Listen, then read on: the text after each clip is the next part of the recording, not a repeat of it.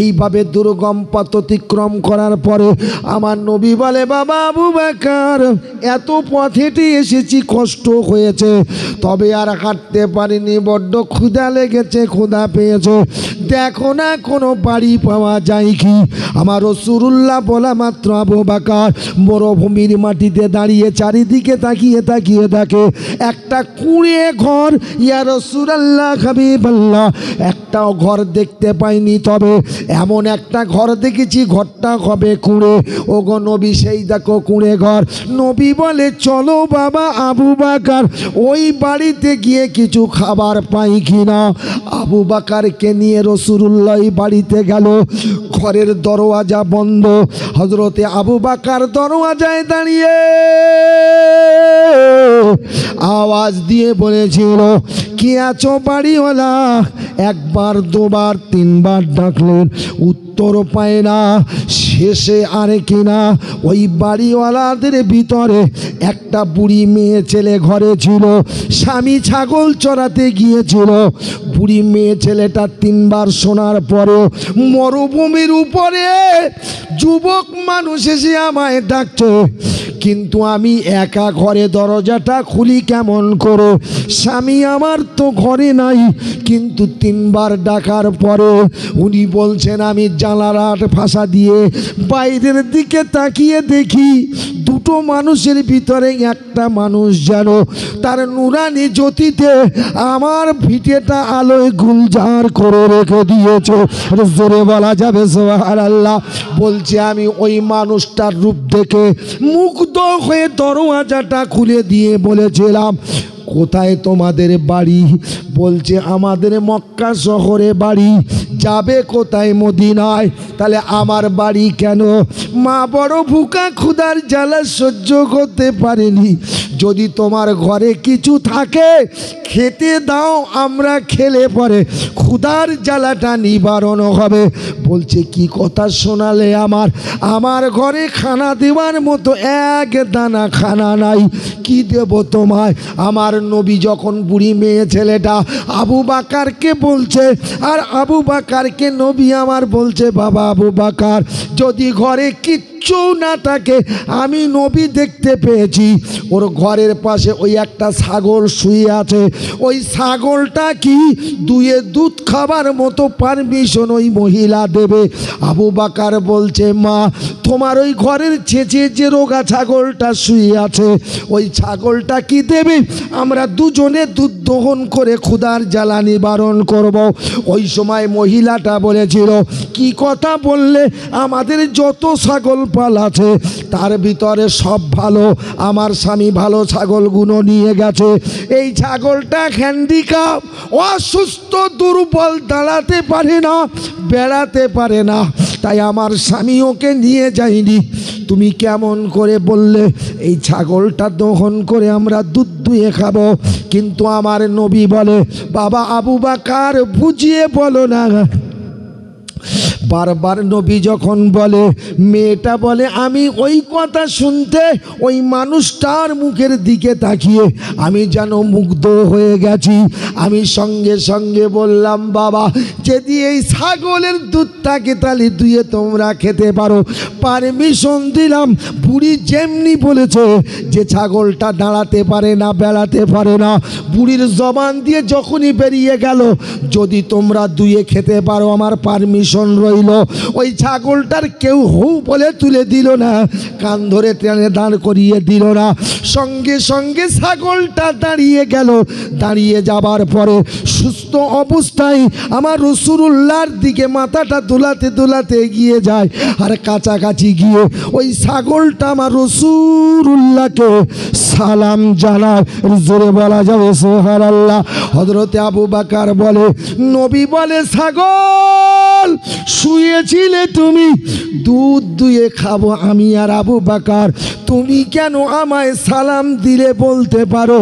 ছাগলের জবান খুলে গেল, নবী, তুমি শুধু মানুষের নবী নও, তুমি আমরা ছাগল আমাদেরও নবী। ছাগল নিজে বলছে, নবী বলাইনি, আপনি আমাদের নবী। পাথরকে নবী বলাইনি, পাথর নিজে বলছে। আচ্ছা, আমার নবী তোমাদের জন্য বলিয়েছে, কেঁদেছে, আমরা এখনো কেউ নবীকে নবী বলে, আমাদের নবী বলে মেনে নিতে পেরেছি? আমি উদাহরণস্বরূপ বলছি, যারা নবীকে আমার নবী বলে মেনে নিয়েছে, নবীর আদর্শ মেনে তারা এখনো চলছে। নবীর 1 নম্বর আদর্শ, কলেমা যখন পড়েছি নামাজ পড়ব। শবে বরাতের রাত্রে ভিড় জমিয়ে লাভ কি? শালা সারা জীবন পেশাব ফিরে পানি লাই না। আর তোমাদের বলিনি, আমার গ্রামের কথা বলছি, সম্পর্কে শালা হয়, এমনি বলিনি, ছোট ভাই শালা মুতে পানি তো লেয় না, নামাজেরও ধার ধারে না। ওমা শবে বরাতের রাত্রে আমি কোনো বছরই দাওয়াত নেই না, মসজিদে গিয়ে দেখি ফার্স্ট কাতারে তসবিলে পড়তে লা ইলাহা ইল্লাল্লাহ। ফাঁকায় বেরিয়ে বলছি, মাল দিতে এল নাকি? কারণ আজকের বাজেট পেশ করেছে আল্লাহ, 1 বছরের মাল দেশে হেসতেছে। তোর আজকের কেটা আসতি বলে বল দিন, কেটা তোর আসতি বলে? তবে এই চিজ ভালো হয়েছে, ফজরে যেন পাই, যদি না পাই তোর ওয়াজ সারা বছর করব। কি বললাম? ভুল বললাম নাকি? 1 তলা 2 তলা 3 তলা নতুন বিল্ডিং, মানে মুসল্লি ধরে না বলে করেছি, সেও বুক। আবার দেখি রাস্তায় 2 লাইন। সকালবেলা ফজরের নামাজ পড়তে গিয়ে দেখি একটু জেগেস, তো যারা পাকা মুসল্লি তারাও নাই, 8 জন মুসল্লি দাঁড়িয়ে আছে, ফজরের নামাজ হচ্ছে। যারা রাত জেগে নামাজ পড়েছে, আমি বিরোধিতা করিনি, এ নিয়ে অনেক মন্তব্য বাংলাদেশের কোন একটা বক্তা বলেছে, কি গো শবে বরাতের রাত্রে ইবাদত করা মানে থেকে বেশ্যাখানায় ইবাদত করা ভালো, বেশ্যাখানায় রাত জাগা ভালো। নাউজুবিল্লাহ বলবেন না? কেউ হারাম বলেছে, কেউ বেদাত বলেছে, কি বলেছে না বলেন? কত তুমুল ঝগড়া, কিন্তু আমি কিন্তু তা নই। কি গো, আমার নবী নিজেই অফার দিয়েছে, শবে বরাতের রাত্রে নবী সেজদায় পড়ে, মা আয়েশাতুল হুমায়রা বলছে, নবী তুমি সেজদায় পড়ে কাঁদছো, বলে আয়েশা তুমি কি জানো না এটার কোন রাত? আল্লাহ স্বয়ং বান্দার একেবারে নিকটে হয়ে আল্লাহ নিজে ঘোষণা দেবেন, বান্দা তোদের কার কি চাবার আছে বল, আমি আল্লাহ তোদের দিয়ে দেবো। জোরে বলো সুবহানাল্লাহ। একদল বলিয়েছে, বলছে মানে জয়ীফ হাদিস, জাল হাদিস। আমার কথা বুঝতে পারেননি? ওরা কিন্তু আমেরিকার দালাল। প্যারে হাজিরিন, কথায় কথা বেড়ে যাবে। রসুল বলছে, আবু বকর, মনে আছে তো? এটাই বলছিলাম তো, এই আবু বকর, বুড়িমাকে একটা দুধ দোয়া হবে, একটা পাত্র দিতে বলো না। বাচ্চা নি তো দুধ হবে কি করে? আবার তার রোগা ছাগল। বুড়ি মেয়ে ছেলেটা কি করেছে জানেন? ছোট একটা পেয়লা দেশে আবু বকরের হাতে। আমার নবী বলছে, আবু বকর বলো না একটু বড় দেখে ডিক্সি দিতে, ওতে হবে না। সুবহানাল্লাহ বলবেন না? হিরে, ছাগলের গায়ে হাত দেবে কে? আর যে পাত্রটা ধরেছেন কে ধরবে কে? ছাগলের গায়ে হাত জেবেছে, পাত্রটাও ধরবে সে। ও পাত্রে আল্লাহর করুণা, আল্লাহর রহমত আছে না নাই? আমার নবী তো রহমতের নবী। কিসের নবী? রহমতের নবী। এক সময় অসুবিধা ছিল তো আপনাদের, দ্রুসরে আল্লাহুম্মা, লোক বেড়েছে আওয়াজ কমেছে, লোক বেড়েছে আওয়াজ কমেছে, হায় হায় হায়, জোরে জোরে।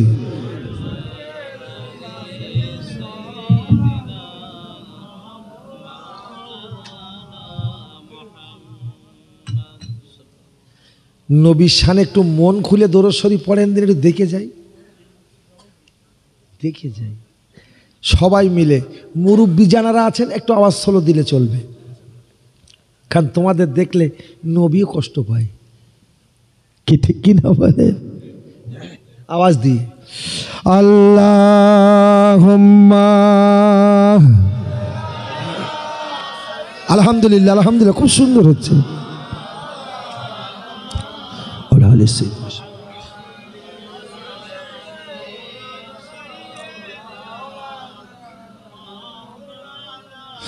দূর ভারতে মোদের আবাস নবীর মদিনাতে, অনেক বাধার বাধা রয়েছে তাহার মিলন পথে। অসুবিধা হচ্ছে? দূর ভারতে মোদের আবাস নবীর মদিনাতে, অনেক বাধার বাধা রয়েছে তাহার মিলন পথে। পাপের কলস কালি মাখা আমার সারা মুখে, কলঙ্কেরও ডালিবে আমি কোথায় যাব রেখে। বল রে তোদের মনে রানব, বল রে তোদের মনে রানব, ছড়বে আখির জল তোরা আরশ জলে ভেসে ভেসে মদিনাতে চল। আল্লাহুম্মা, জোরে জোরে।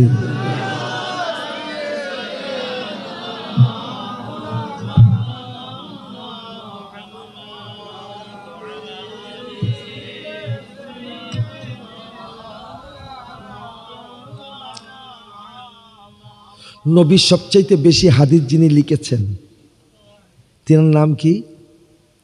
সব জানেন আপনারা, একটু বলুন না। কি গো, জানেন না? নবীর সবচাইতে বেশি হাদিস যিনি লিখেছেন, নবীর দরবারে গেলে 2 দিন 3 দিন 4 দিন পরে বসে থাকতেন। কেন?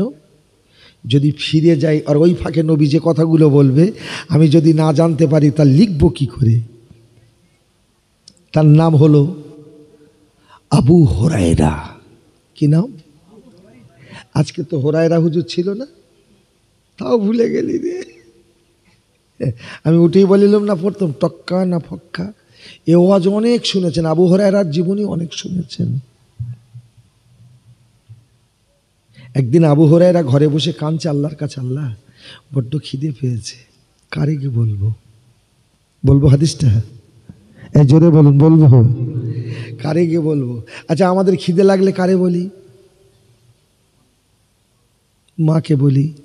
যার বাপ মানি তার কে বলে? কারে বলে? এক কথায় যত কষ্টই হোক না কেন আমরা আগে জানাই কাকে? আমার আল্লাহকে। জোরে বলুন সুবহানাল্লাহ। আর এটাও কিন্তু শিক্ষা, বিপদে পড়বেন আল্লাহর কাছে বলবেন, অভাবে পড়েছেন আল্লাহর কাছে বলবেন, রোগে পড়েছেন আল্লাহর কাছে বলবেন। যে কথা বলেছি যদি আল্লাহরে বলি আল্লাহ দিতে পারে না? পারে না? আবু হুরায়রা চিন্তা করছেন কাল সকালে বার হব, যার সঙ্গে দেখা পাবো তাকে আমার ক্ষুধার খবরটা বলবো। ফাঁকায় বেরিয়েছেন, সকালে বেরিয়েছে, রাস্তা দিয়ে যাওয়ার পথে দেখছে ওই পথ দিয়ে হযরতে ওমর রাদিয়াল্লাহু তাআলা আনহু আসছে। উনি চিন্তা করলেন আমি তো ওমরের সামনে যাব, গিয়ে বলবো আবু এই ওমর খাওয়া হয়নি, কিছু দাও, বলবো এটা যেন কিরকম পানা হয় না? তোর যত কষ্টই থাক না কেন তোর বন্ধুর সামনে যখন যাবি দেখাশুনো হলে কি করবি? তোর দুঃখের কথাটা বলবি না আগে শরিয়াত মেনে তাকে সালাম দিবি? জোরে বলেন, সালাম আছে?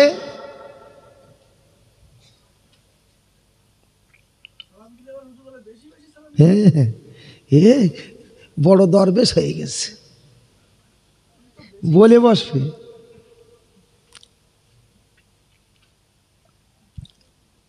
হযরত আবু হুরায়রা সিদ্ধান্ত করে নিল যাবার পথে ওমরের সঙ্গে দেখা হয়েছে, ওমরের কাছে ক্ষুধার খবর বলবো না, আগে ওমরকে সালাম দেব। ওমর আমার সালামের জবাব দিয়ে যদি বলে ও আবু হুরায়রা কেমন আছো, তখন আমি বলবো আমি বড় ক্ষুধায় আছি। কি সুন্দর কথা।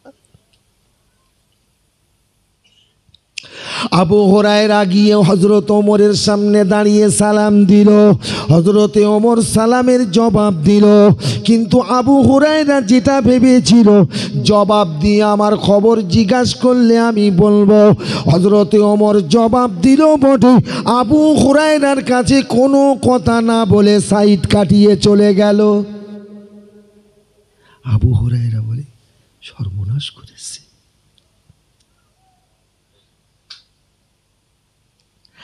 আবার আর আবু হুরায়রা যায়।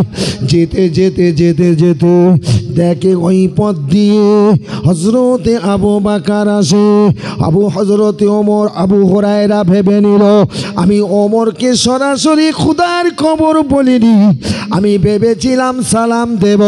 আর হযরতে ওমর সালামের জবাব দিয়ে আমার খবর যখন জিজ্ঞাসা করবে তখন খোদার খবরটা আমি ওমরকে জানিয়ে দেব। কিন্তু তা না করে ওমর চলে গেল। এখন আবু বকরের সঙ্গে দেখা হয়েছে। আমি নবীর সংবিধান, নবীর আইন ভঙ্গ করতে পারবো না। আমি আবু বকরকেও সালাম দেব।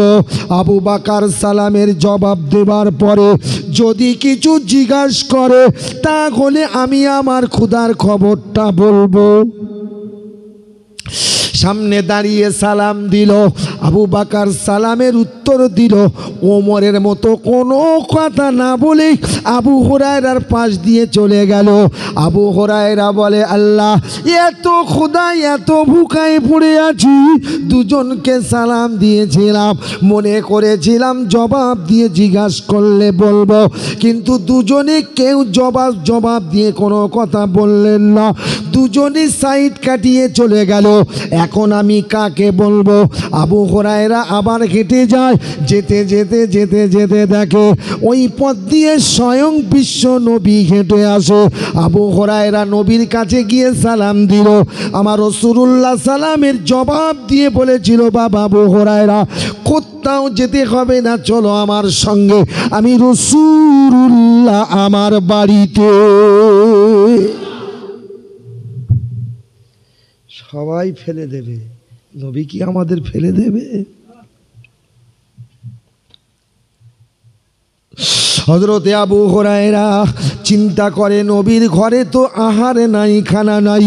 মা আয়েশাতুল হুমায়রা বলে, 1 মাস ঘরে উনুন জ্বলে না, 2টো কালো জীবন জিনিস খেয়ে বেঁচে আছি। একটা হলো খোরমা, একটা হলো জমজমের পানি। আমি আবু হুরায়রা 3 দিন না খেয়ে অনাহারে যদি নবীর সঙ্গে নবীর ঘরে যাই আমার ক্ষুধার জ্বালা কি নিবারণ হবে? কিন্তু না, নবী বলেছে আমায় যেতে হবে। আবু হুরায়রাকে নিয়ে রাসূলুল্লাহ ঘরে গিয়ে আম্মা জান আয়েশাতুল হুমায়রাকে ডাকলেন, ও বিবি আয়েশা। আম্মা জান আয়েশা বেরিয়ে এলেন। ইয়া রাসূলুল্লাহ, হাবিবাল্লাহ, বলুন। রসুল বলে, আয়েশা, ঘরে কি কিছু খাবার আছে? সঙ্গে সঙ্গে মা আয়েশা ঘরে ঢুকে একটা ছোট পিয়ালা করে আমার নবীর জন্য দুধ এনে দিলেন। আবু হুরায়রা বলে, খিদে এত, 1 পায়লা দুধে কি ক্ষুধার জ্বালা নিবারণ হবে? কিন্তু আবু হুরায়রা মনে করে এত কষ্টের ভিতরে একটু পেলেও যথেষ্ট হবে। আবু হুরায়রা দেখছে নবীর হাতে ছোট্ট পিয়ালা। কিতাবে এসেছে রাসূলুল্লাহ দুধের পিয়ালাটাকে নিয়ে, আগেই বলেছি আমি নবীর কথা যখন বলবো হাসাহাসি করলে আমি শুনবো না, ভালো না লাগলে উঠে যাবে, ভালো লাগলে মন দিয়ে শুনবে। আচ্ছা ভাই, নবীর কথা যখন সাহাবারা, নবী যখন বলতো, সাহাবারা হাসতো না কাঁদতো? কথা বলেন, কাঁদতেন। আচ্ছা, এখন নবীর কথা বললে শ্রোতারা, মুসলমানেরা হাসে না কাঁদে? তুমি মুদির দোষ দিচ্ছে কেন? নবীর কথা বললে যে বলে তাকে মুদি পাগল বলে, তার মানে হাসে। এখন আমি বলছি তুমি হাসছো মানে কি? তুমিও তো আমারে পাগল বলছো। কথা বোঝা গেল না? কোরআন শুনলে যদি সওয়াব হয়, নবীর কথা শুনলে সওয়াব হয় না? যেটা কোরআন সেটাই নবী রাসূলুল্লাহ। জোরে বলুন সুবহানাল্লাহ। লোক বেড়েছে, আওয়াজ কমেছে, একটু আওয়াজ তুলতে হবে। কটা বাজে হুজুর বলবেন? হ্যাঁ হ্যাঁ, ওই বাপরে বাপ, এই 5টার কাছাকাছি আজান। ঠেলো না সেছে কত হয়ে গেছে ইনশাল্লাহ। আমি আপনাদের কাছে বোঝাতে পারছি কি জানি না, বিশ্ব নবী আম্মা জান মা আয়েশাতুল হুমায়রাকে বলেছিল, ও বিবি আয়েশা, আমি রাসূলুল্লাহ জানি তোমার ঘরে এক পেয়ালা দুধ নাই, যে ছাগলটার দুধও হয় বর্তমানে সেই ছাগলের বাটে দুধ নাই, বাচ্চা নাই, দুধ কেমন করে হবে? আয়েশা তুমি দুধ পেয়েছো কোথায়? ইয়া রাসূলুল্লাহ হাবিবাল্লাহ জানি না, এই দুধটুকু পাশের বাড়ির মানুষ আমার কাছে দিয়ে গেছে। জোরে বলা যাবে সুবহানাল্লাহ, আরো জোরে বলা যাবে সুবহানাল্লাহ। কারণটা কি আর খুলে বলতে হবে? নবী দুধের পেয়ালাটা হাতে নিয়ে বলছেন বাবা আবু হুরায়রা, আর আবু হুরায়রা মনে মনে করছে নবী কখন দেবে দুধটা, সেটে দেবো। কারখানা জ্বলতেছে। হযরতে আবু হুরায়রা এই কথা মনে করে, আর নবী আমার আবু হুরায়রাকে ডেকে বলে, ও বাবা আবু হুরায়রা, আমি রাসূলুল্লাহ মদিনার মসজিদে নববীর পাশে একটা মাদ্রাসা তৈরি করেছি। ওই মাদ্রাসায় বর্তমানে কতজন ছাত্র আছে যারা হাজী সাহেব তারা দেখে এসেছে। রাসূলুল্লাহর মাজারের সংলগ্ন একটা মাদ্রাসা, মানে আসহাবে সুপার মাদ্রাসা। নবীর কাছে বুড়োরা কলেমা পড়তো, আর ওই মাদ্রাসায় দিয়ে তাদের কোরআন শিক্ষা দেওয়া হতো। জোরে বলা যাবে সুবহানাল্লাহ।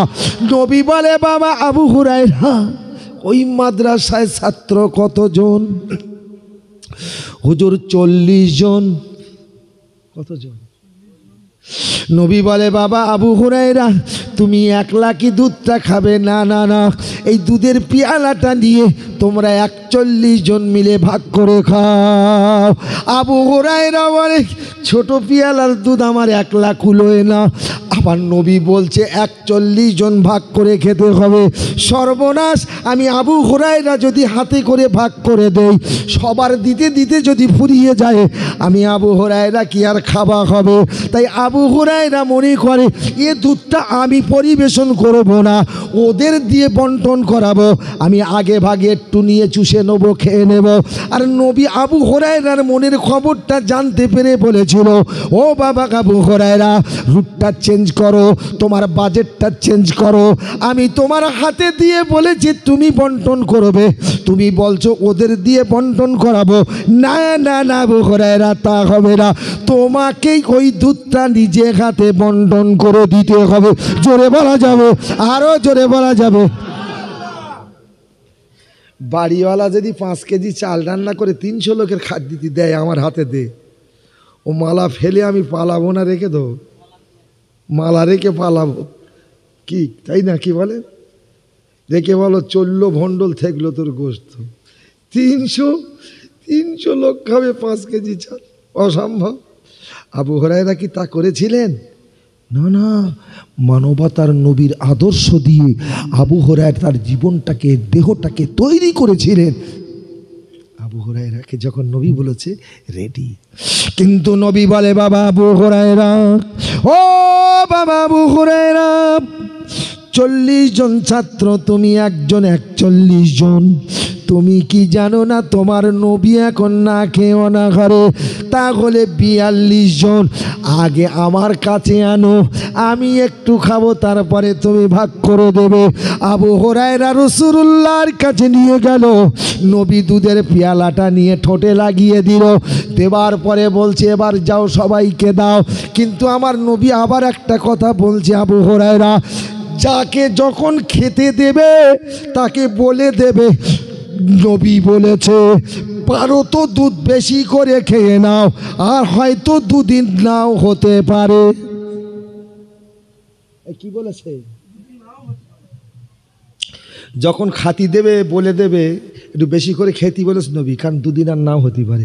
আবু হুরায়রা বলে একটুকুনি দুধ কুলোবে কি জানিনি, আবার নবী বলতে বেশি করে খাতি হবে, কি করবে? নবী বলেছে। আবু হুরায়রা দুধের পেয়ালাটা নিয়ে যাকে খেতে দেয় তাকে বলে দেয়, নবী বলেছে একটু বেশি করে খেয়ে নিও, কেননা নবী জানিয়েছে হয়তো এই দুধটা খেয়ে তোমাদের দুদিন উপবাসে থাকতে হবে, দুদিন হয়তো আহার নাও মিলতে পারে। যার দায় বলে দেয় সে টেনে খেয়ে নেয়, কিন্তু খেতে খেতে খেতে খেতে 40 জন মাদ্রাসার তলাবার খাবার হয়ে গেল। নবী দেখে আবু হুরায়রা দাঁড়িয়ে।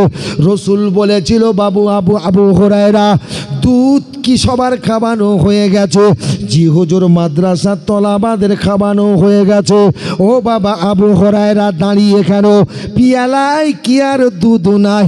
ইয়া রাসূলুল্লাহ, হাবিবাল্লাহ, বিয়াদুবি মাফ করুন, আমি যেটা ভেবেছিলাম ভুল ভেবেছি।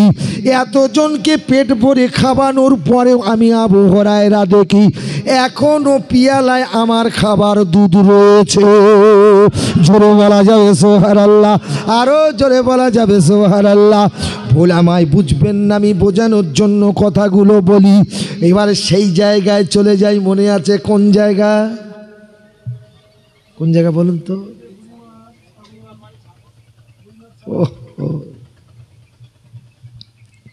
এই পিয়ালা পিয়ালা একটা ছোট বানা বাটি দিয়ে বলছে যা। নবী বলছে একটু বড় পানা ডিক্সি দিতে বলো। বুড়ি জানো ছাগলের মাঠে দুধ নেই, রোগা ছাগল এক ফোঁটাও পাবে না।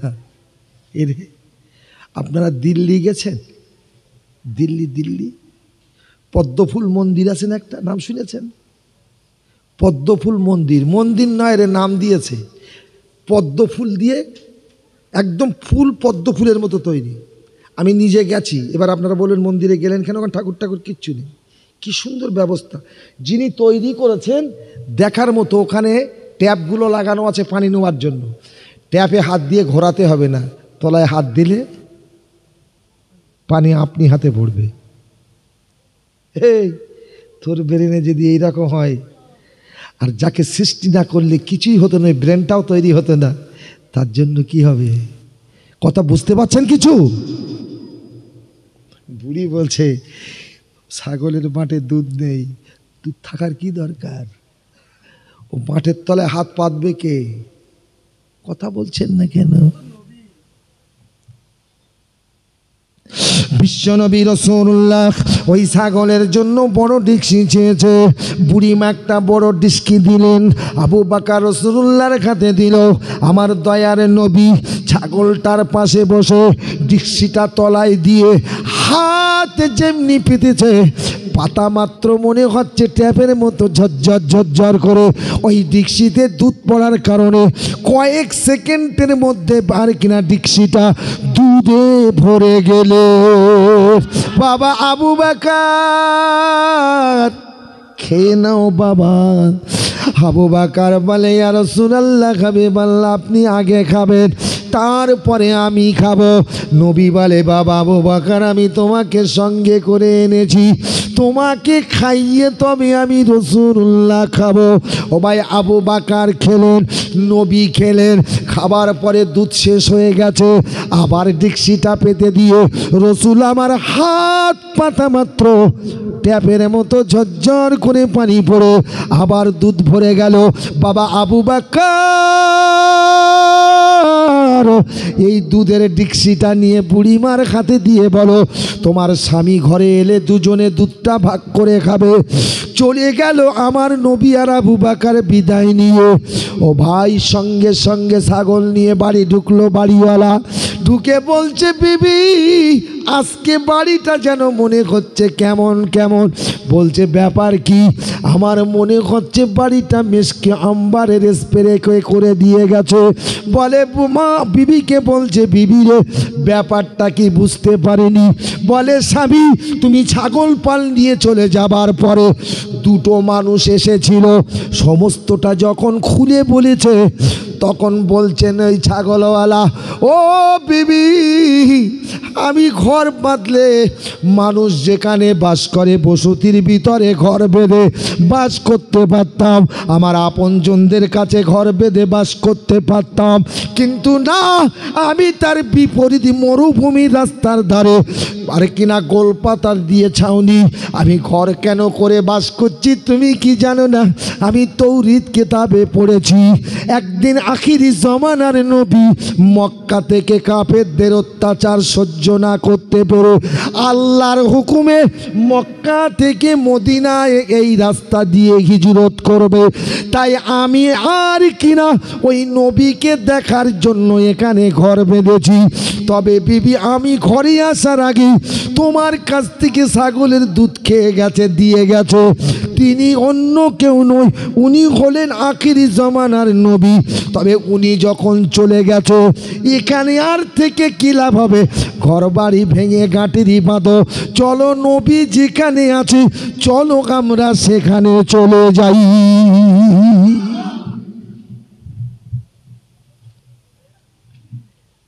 অনেক কথা বলেছি,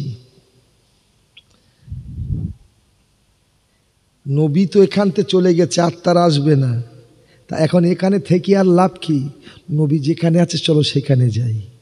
এখন আপনাদের ভিতরে কার মন আছে নবী যেখানে আছে সেখানে যাবেন? হাত তুলে দেখান, নবী যেখানে আছে সেখানে যাবার ইচ্ছা কার আছে? জোরে নারা দেন, নারাই তাকবীর। আরো জোরে দেন, নারাই তাকবীর। ফিরি যাবেন না পয়সা দিয়ে যাবেন? ও বাবা, গাড়িতে মাল রেখে স্বপ্ন চাচ্ছে, কত চালাক! যে ভিখারি সে স্বপ্ন দেখুক, তুমি তো কোটিপতি, তোমার কিন্তু পয়সা খরচ করেই ফরজটা আদায় করতে হবে, নইলে তুমি জাহান্নামের আগুনের জ্বালানি হবে। কথা বোঝা গেল না? এই হাত তো তুলেছেন, এই হাতের দাম আছে কত? 10 টাকা না 20 টাকা?